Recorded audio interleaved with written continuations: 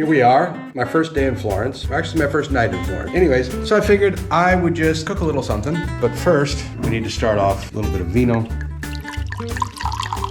Chin chin.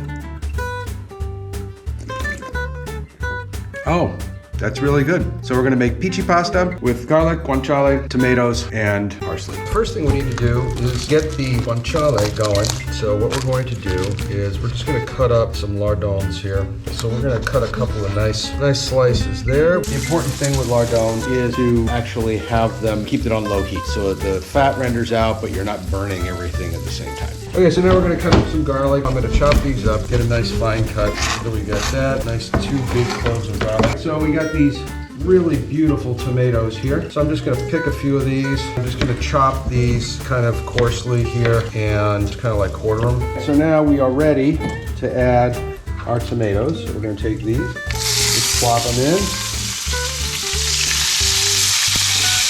Add those. Just kind of let it go, do its thing. All right. Just let those kind of simmer down a bit. I'm gonna get the pasta water and pasta going. 1, 2, plop those in, give it a little stir. So one of the things that we're gonna add to this that I really like is I love parsley. You know, it's got a really nice flavor. I used to think that this was just kind of a neutral flavor, but as my culinary palate has developed over the years, I've found that it really adds a really nice freshness to almost any dish. I'm just gonna chop this up in a coarse chop, and now we've got nice coarse parsley. Now, let's see how this is doing. This dry pasta usually takes a little longer to cook, especially because it's Pici pasta and it's larger and it is a solid. It does take a little longer to cook, usually about 12 minutes or so, maybe 15, but we'll see. So we've got the pasta is getting close. So what I've done is I've turned the pan on once again to get this stuff heated up, and we're going to add a little bit of white wine. You know, I like to use wine in my cooking, so we're gonna just pour a little of this stuff in, not too much. Okay, so we're gonna add the garlic right in there. So we're gonna let that kind of saute around and bring all that garlicky flavor goodness right in there. Now, one of the magic tricks making pasta water. I'm gonna take a little bit of this pasta water, put it right in there.